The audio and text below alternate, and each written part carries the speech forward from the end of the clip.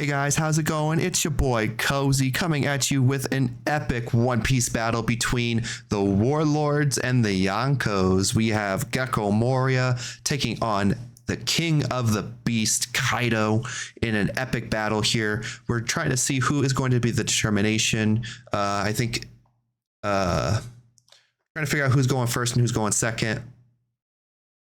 Wasn't going to be all fancy with the hand slide there, so definitely want to figure it out.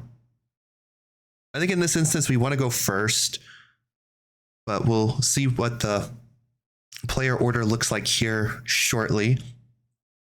Both doing a casual mulligan. So something neither of us liked in our hands, just wanted us to send it back and draw 5 new. The thing with Kaido is he's going to ramp as fast as humanly possible with like the stage Onigashima, and just essentially kind of tempo us out and survive enough to play the 9-drop and the 10-drop Kaido to really pressure us in that instance. We're talking about the One Piece, you know, like meta and stuff that Kaido just kind of isn't in the meta right now. He's kind of an off meta pick, but still a great leader to play overall. Just something chill, something cool and exciting to play. Just get one last little shuffle in. If you guys like this type of content where we're doing the live battles and stuff, let me know in the comments that you guys are enjoying it. Liking the video and subscribing to the channel also helps us here. The other option we do have is, of course, that Discord ability, where we're just going to play on camera. So we'll be looking at all of those options as well to kind of figure it out. And we have the fist bump to start the game off. Great eruption to draw. But what are we going to be playing here on the Kaido side? Nothing. 2 Dawn Pass. We're playing the double yellow here. So I think now we can leader skill. Try to figure out what we want to play. Figure out kind of the strategy going into it. Because, I mean, we could leader skill, swing 6. And get something off the top. But don't think that's necessarily going to be the plan here. Oh, yeah, no, screw it. 6 to leader. We're going to trash a Sindri. And we're going to get Helmeppo and Gecko Moria in trash. So just more filter. Off the Sindri, we get Kuzan, Gecko Moria, Helmeppo, Hogback, and a brand new. So now we do have a way of getting the Gecko Moria back into our hand if we need to on the following turns.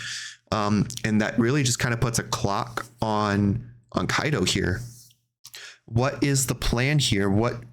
At what point do we want to figure out how can we overcome this impending time clock situation, right?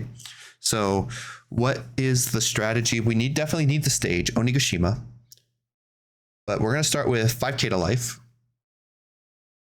Give him an Absalom, so it gives us again another resource in the trash to play depending on what he has. He's going to play the Kid blocker. Strong pick, especially in this one, but especially when he has the Dawn minus effects. He just gets the Dawn right back. So there is no consequences for playing the Dawn -1 effects like Queen and cards in that nature as well. Not a whole lot to play with. We're going to leader skill, 8k to leader. We're going to trash a Lucci for Sindri Absalom. So I think in this case we get the Hogback. Yep. So we get Hogback to put Gecko Moria in our hand, just that we have it prepped. We're going to put the Kuzan and the Great Eruption back. We're going to put them in the correct order this time and put the Great Eruption into the hand first. I mean, either one would have been fine because we can play the Kuzan and draw the Great Eruption, but now we can Great Eruption into Kuzan into drawing another card. So it still worked out either way, but that is something that as a Gecko player, you want to be mindful of, is what order you put stuff in the bottom. So that way, in case you see it coming back later on in the match. Going to 7, still no Onigashima. He's going to go 8k into life. I mean, we don't have a choice. We're going to take that. And no trigger. Going to play 3. Does he have stage? Nope, he's going to play Law, and he's going to Law us because we do have 7 cards in hand. Such a good card. He's going to Dawn -1 and get that Dawn right back with the kid. Ooh, no, we did not have 7 cards in hand. We had 6. He didn't think we were going to counter out of stuff or play things, and we were just 1 card short, so he just gets another blocker in play. That's not the most utilization for the Law here, but Law is such a dangerous card, especially in hand advantage matchups like Gecko Moria, like Reiju, Uta, things like that, the green Uta.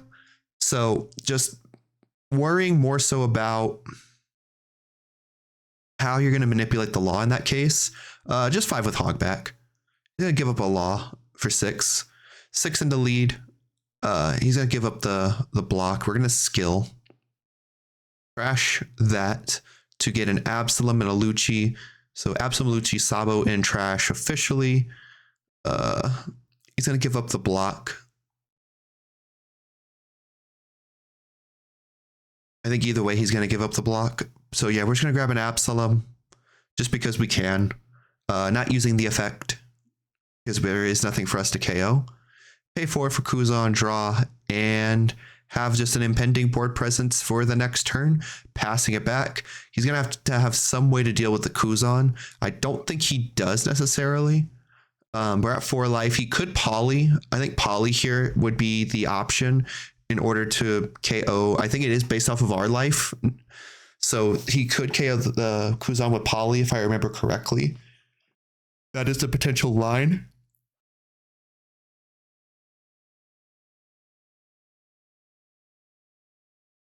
Going to play an event, and it is going to rest the Kuzan here.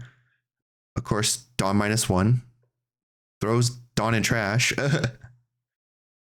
There we go. Okay.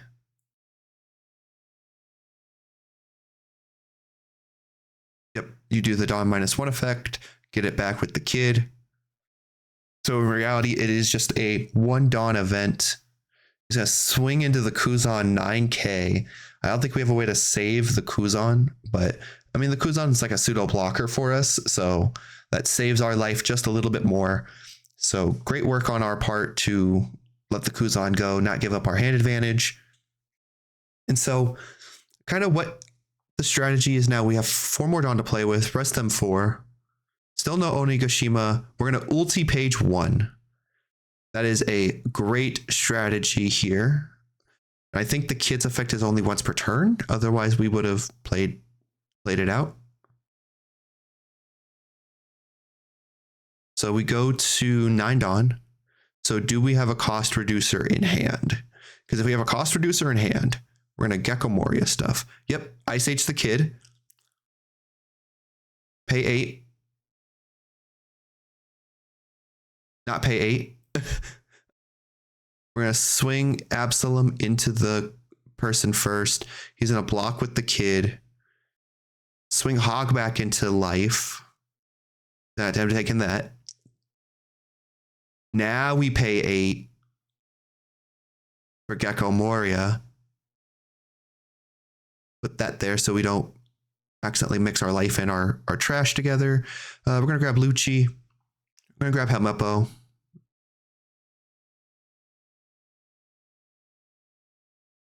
We're going to play the Helmeppo rested, targeting the ulti. We're going to play the Lucci, KO the ulti, and the kid. I think a better option here also would have been to just play the Gecko, get rid of the kid to start, and then swing Absalom Hog back after that. Just that way he doesn't just use up the kid's block effect as an idea. I'm going to put Ice Age Sabo Absalom back at the bottom.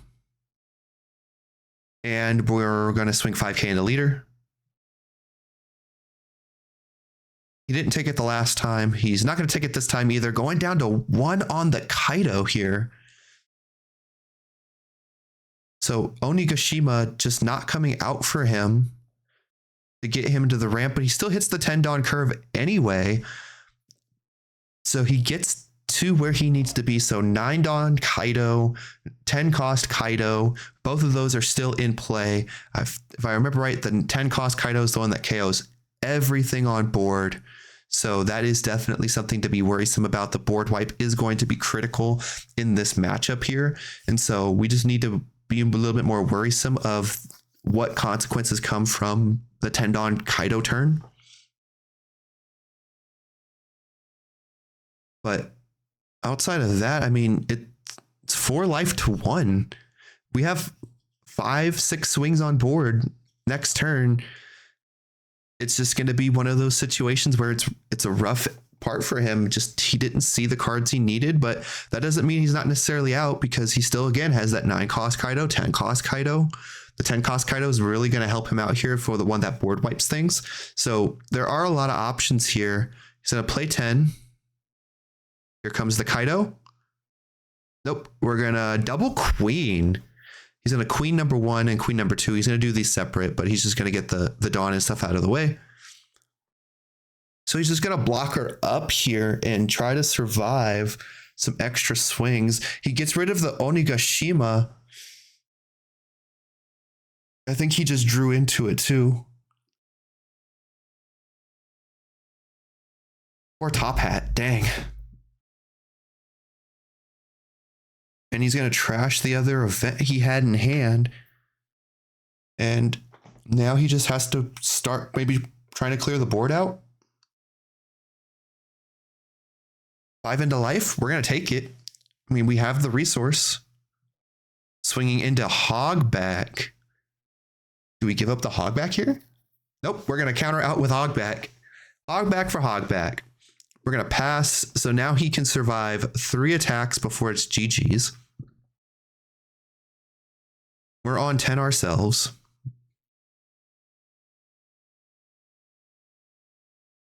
And I don't think we need to play anything. It's just a matter of math. Yep, and we're just going to go into the math. We're going to swing into life. I believe it's 5K. Because Hemepo is it's a 2 or a 3, so it's 5 or 6. He's going to give up an ulti, which is a 1K, so it was 5. 6, he's going to give up a 2K. 6, gives up 2 more K. 7, he's going to take. And this is where he gives up both blockers in this case, just that way he can protect himself a little bit more. The Kaido can still come out next turn as an option. It just depends on what's in that hand for TopHat here. An Onigashima event is in there. We're going to pay 4 to get rid of something. Oh, we're going to play Rebecca. Interesting. What are we grabbing into hand? We're going to grab a Sindri for the 2K, and we will pass the turn back. Or no, I lied. 5 into Kaido. Block.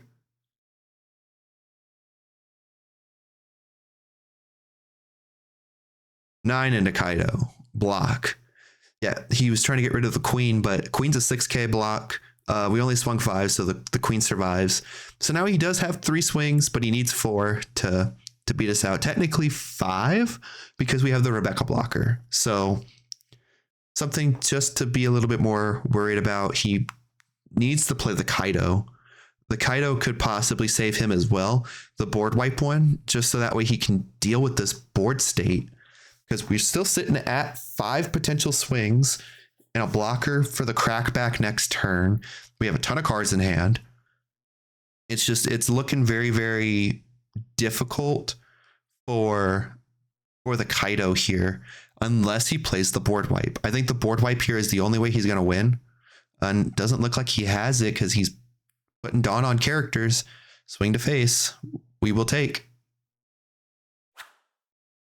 Swing to face. We will take.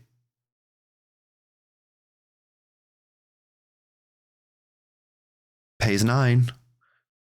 He does have the Kaido, and he's going to kill the Rebecca off of it.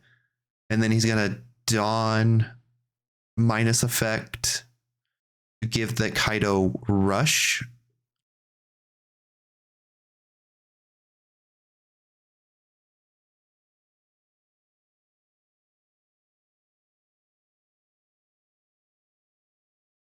And so, yep, he's going to swing the Kaido. We're going to take that last life.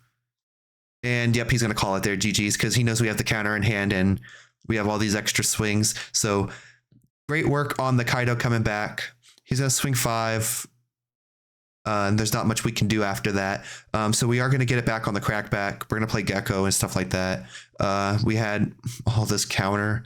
Yeah, there was no stopping us. We had a ton of 2Ks, some 1Ks. So overall, great work. GG's from both of us. If you enjoyed this one, make sure you like it, subscribe to the channel, ring that notification bell, and I'll catch you guys in the next one. Peace and love, y'all.